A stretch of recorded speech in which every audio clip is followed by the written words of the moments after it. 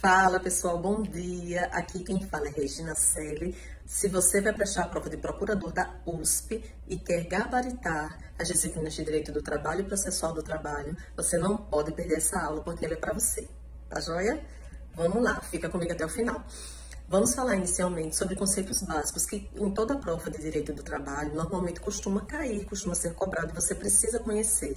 São os conceitos de empregado e empregador. Então, dá uma lida lá nos artigos 2º e 3º da CLT. Vamos iniciar por esse estudo bem introdutório, para que você entenda que na relação de emprego são necessários 5 requisitos estabelecidos ali na CLT.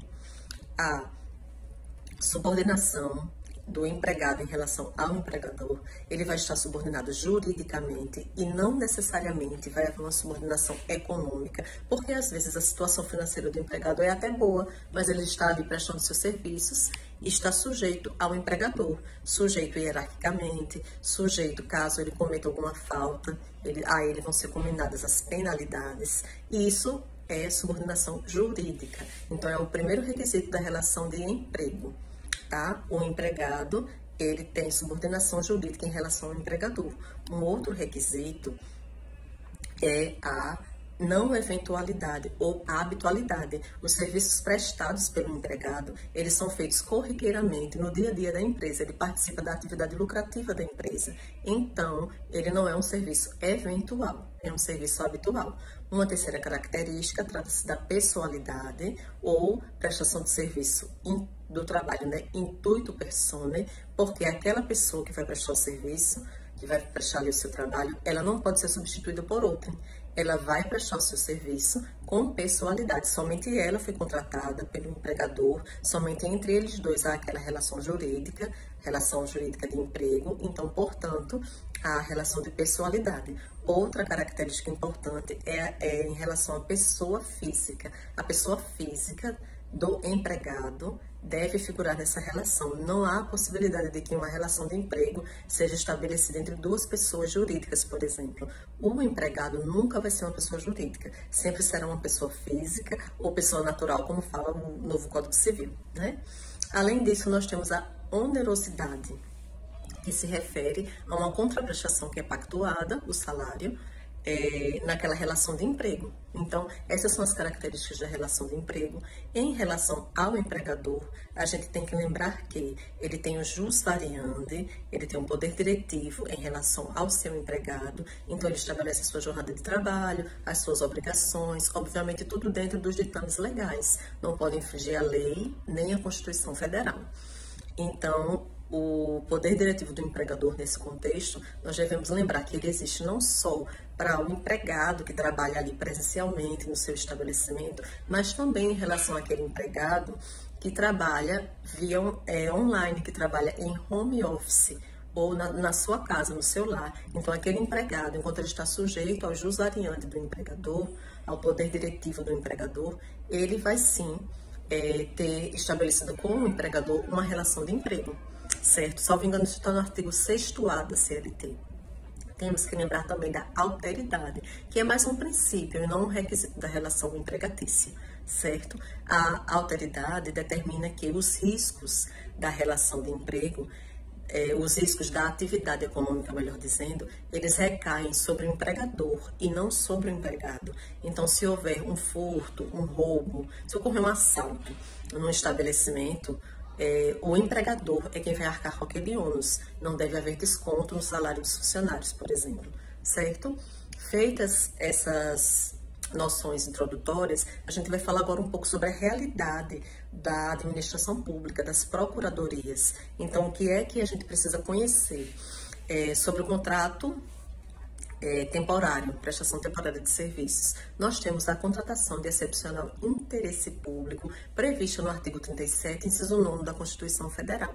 Há uma legislação federal, né, infraconstitucional, que regulamenta isso e que traz algumas hipóteses, como, por exemplo, educação, saúde, segurança pública. São hipóteses em que uma necessidade transitória, eventual, justifica uma contratação sem a realização do concurso público. Porém, isso não deve ser feito de uma forma indiscriminada. Essa contratação, segundo o STF, ela exige a previsão das atividades legalmente, exige que haja interesse público, exige que seja algo transitório, eventual e não corriqueiro, não deve haver sucessivas prorrogações de contrato indefinidamente, tem que haver um prazo pré-determinado. Então, para o STF, não é ilegal ou inconstitucional a contratação sem concurso público de excepcional interesse público, ok? Mas, além disso, vocês têm que observar o seguinte, existe um outro tema de repercussão geral, no qual o STF se manifestou e declarou que o servidor público contratado por excepcional interesse público, a pessoa contratada nesse regime, ela não tem direito ao adicional de férias de 1/3 e não tem direito ao adicional de férias, eu não estou conseguindo lembrar o outro agora, e ao 13º, isso, a gratificação do 13º salário, a não ser que haja previsão contratual ou legal nesse sentido para aquele órgão público, ou se houver sucessivas contratações injustificadamente. Então, nesse caso, vai se caracterizar a relação de emprego, nesse segundo caso, e por isso o trabalhador vai fazer jus, certo? Além disso, a gente tem que se lembrar que na contratação de excepcional interesse público, contratação temporária nesse regime, a gestante, ela não tem direito àquela estabilidade, à garantia da estabilidade no serviço público, prevista no artigo 10, inciso 2º, a linha B do ato das disposições constitucionais transitórias, artigo 10, inciso 2º, a linha B do ADCT. Tá? Essa possibilidade de estabilidade para a servidora gestante, contratada sob o regime de excepcional interesse público, de contrato temporário, ela não faz jus a essa garantia, ok? Temos que falar também sobre outro entendimento do STF, que foi fixado em, salvo engano, em 2015, de que não basta que aquelas atividades que são contratadas por excepcional interesse público, elas sejam atividades essenciais ao Estado, sejam atividades que permanentemente vão demandar o serviço público, porque são atividades essenciais, como já falamos mais uma vez, educação, saúde, segurança pública, porque podem acontecer circunstâncias que tragam aquela necessidade e a burocracia da seleção, de um concurso público, de todas as etapas que um concurso público envolve, podem dificultar ou até mesmo levar aquelas pessoas que estão necessitando do serviço à morte. Por exemplo, no caso da Covid-19, pandemia de Covid-19, muita coisa precisou ser feita. Então, uma contratação eventual de mais servidores, por contratação de excepcional interesse público, por exemplo, não seria vedado. Também isso pode decorrer em relação a problemas nas favelas, no Rio de Janeiro e São Paulo, em relação à segurança pública, por exemplo. Não só nessas regiões, né? Eu cito porque são casos assim, mais emblemáticos. E nós temos também necessidade na educação, né? Então, nesse caso, a gente não pode afastar a legalidade, a constitucionalidade da contratação de excepcional interesse público.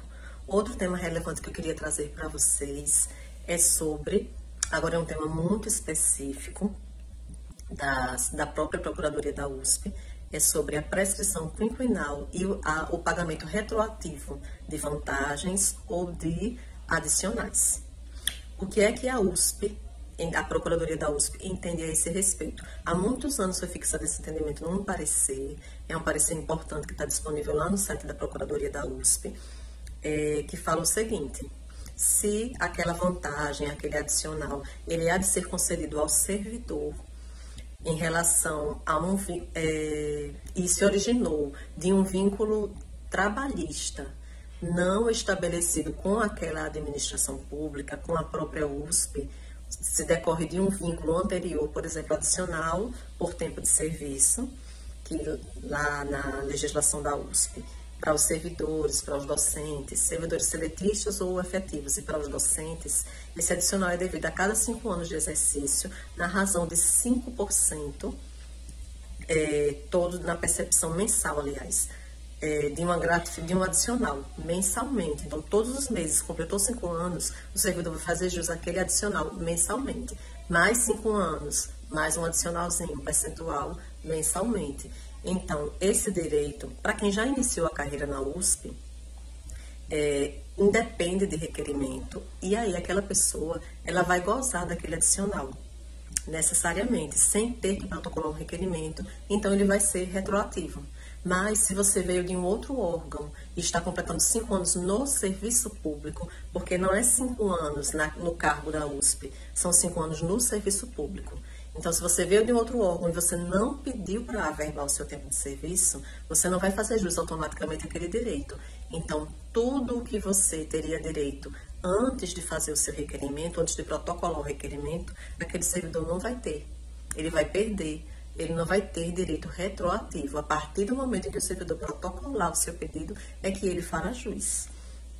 Então, há de ser feita uma distinção. Quando não existia vínculo com a USP, quando não existia vínculo com a universidade, com a autarquia, não vai ser exigido o pagamento retroativo de vantagens ou adicionais de pagamentos, certo? Não vai haver retroatividade. Quando já existia um vínculo anterior com a USP, há de ser feita uma distinção. Se o direito é, por exemplo, um adicional por tempo de serviço ou a sexta parte, que é a sexta parte dos vencimentos da remuneração, que é devida a cada 20 anos de exercício ali na USP, o servidor ele não vai precisar protocolar aquele requerimento. Automaticamente ele vai ter direito ao benefício.